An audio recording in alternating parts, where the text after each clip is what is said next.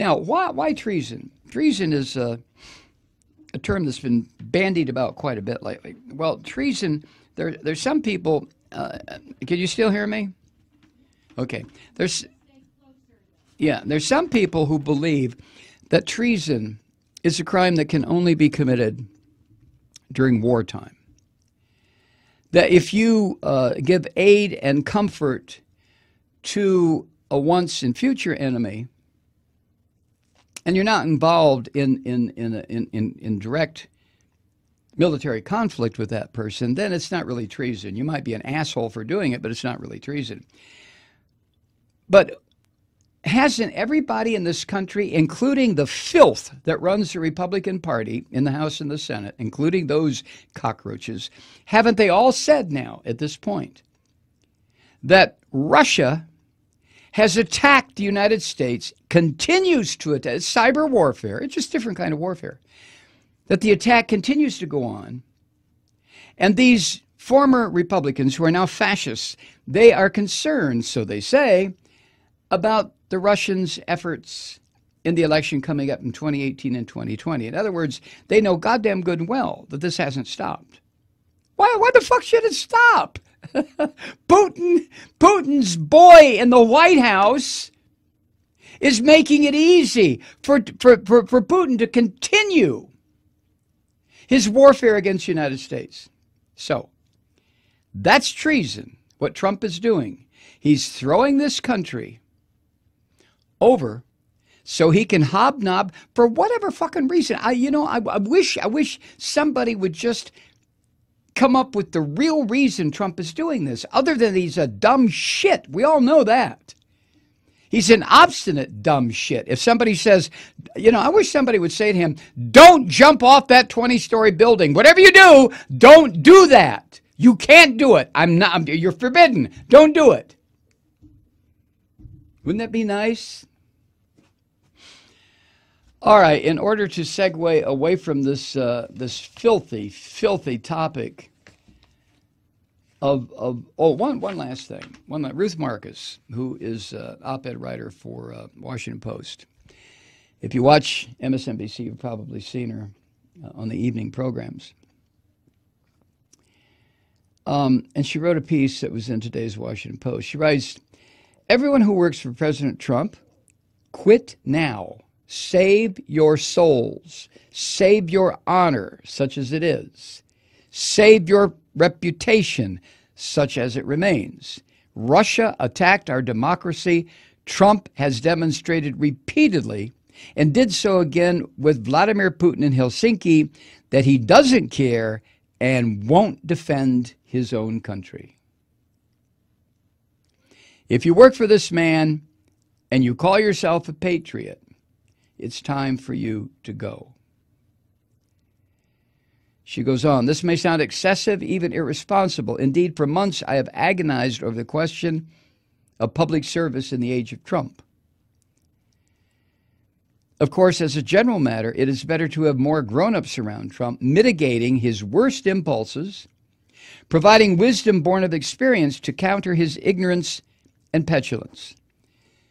But Ruth Marcus knows full well he can have 50 adults telling him the best course of action. And this smelly, overweight fucker will not follow anything. It's not in his nature to take advice. He knows everything. He is a stable genius.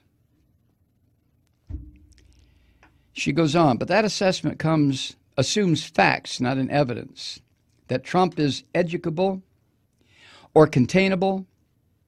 Actually, the idea of keeping adults around contravenes the available evidence. There is none that Trump has done anything but what Trump wants to do. No evidence that Trump's done anything but what the little fucker wants to do. Monday's news conference made that clear. A foreign adversary, not a competitor as Trump would have it, an adversary mounted a sustained and multi-front assault on the presidential election specifically to help elect Trump. You know, that was one of the ironic parts of that joint press conference in Helsinki. When Putin was asked who he supported, he said, Trump. Hasn't Trump been denying that? Ruth Marcus writes, we knew this before Friday's indictment of 12 Russian intelligence officers for hacking into Democratic computers and emails to help secure Trump's election. So I would ask those who continue to serve Trump, what is the impact and the message of your continued presence? Are you mitigating Trump's excesses or enabling them? Think about it. You are a Republican who loves your country, or you are a foreign policy or intelligence professional. What do you do in the face of Trump's craven capitulation to an adversary? It is a hard choice, but one that Trump is making easier every day. On Monday, he all but forced it. Specifically, U.S. Ambassador to Russia, John Huntsman, you cited, quote, the need to hold the Russians accountable for what they did, end quote. In what way did Trump do that? Director of National Intelligence Daniel Coates, you said Friday that as much as with rumblings of a terrorist attack on the United States before 9/11, quote, the warning lights are blinking red again, end quote. This time, on the danger posed by Russian cyber attacks to the 2018 elections. How do you, Dan Coates, continue to serve a president so determined to ignore those flashing lights? And others, CIA Director Gina Haspel, National Security Advisor John Bolton, gulp, Defense Secretary Jim Mattis, you understand the Russian threat. Combating it has been part of your life's work. How do you get up every morning and go to work for a man who's so heedless of his responsibilities to this country?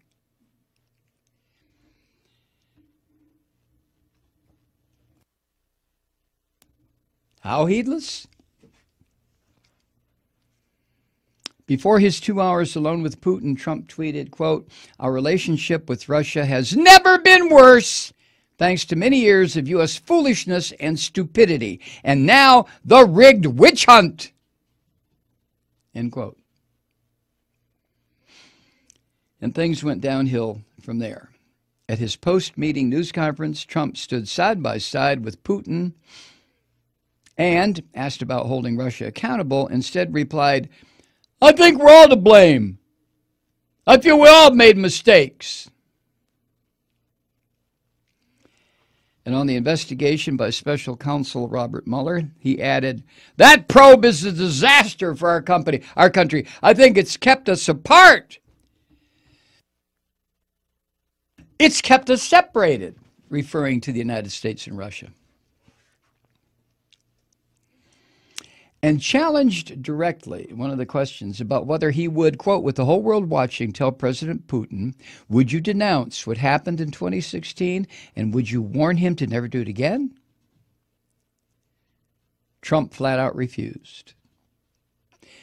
Now, that's because he is a slimy fucking coward. He not only resorted to his usual misdirection about the Democratic National Committee's computer server, but he also refused to back up the claims of his intelligence director against Putin's denials. Trump said, quote, my people come to me, Dan Coates came to me and some others, and they said they think it's Russia. I have President Putin. He just said it's not Russia.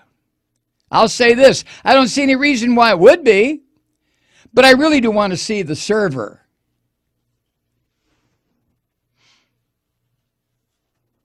End quote. God save us, Ruth Marcus writes. Certainly Congress won't.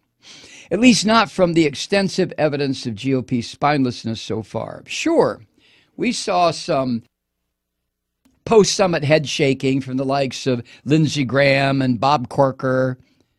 Better than nothing. But we have suffered months of tut-tutting followed by capitulation.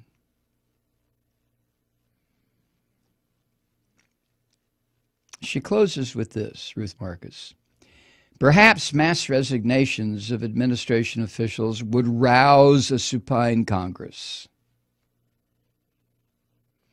Perhaps this would alarm even some Trump voters who thought they elected a crockery breaker and got, in the most charitable interpretation, a Putin enabler.